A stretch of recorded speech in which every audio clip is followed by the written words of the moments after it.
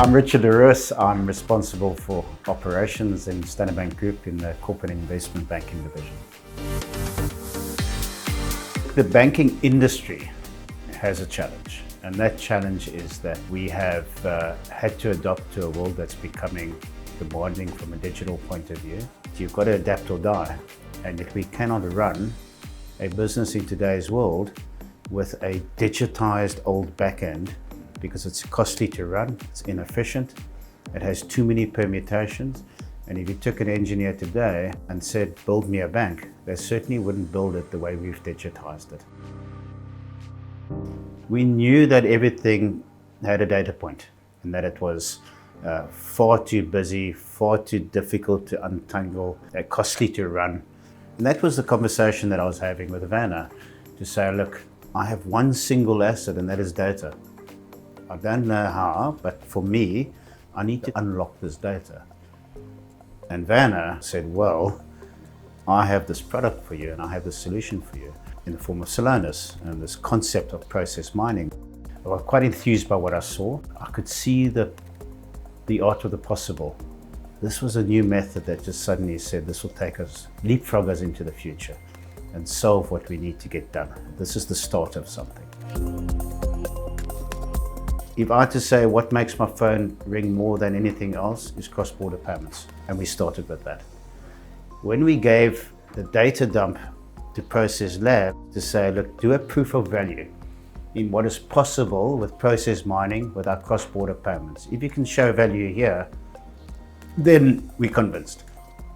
When Vanna came back to us, there were 20,000 permutations of how we do a cross-border payment in South Africa. We're in 18 countries.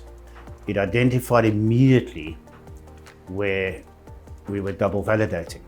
It was making it very clear where we were failing at source. So we were getting things into CIB operations that had failed before it got there. That to me has been the biggest eye-opener. Give it the biggest problem and tell us what it can do, and it was just absolutely mind-blowing what we could see there versus what experienced process engineers who had spent years redrawing processes on whiteboards had told us versus what this dump of data could give us through putting it through this process. It was absolutely revolutionary in the way we do things. It's a bit like cloud technology. There's a big rush to go to the cloud, but people are taking bad processes and putting in the cloud. Make sure it's standardized before it goes there. So clean it up.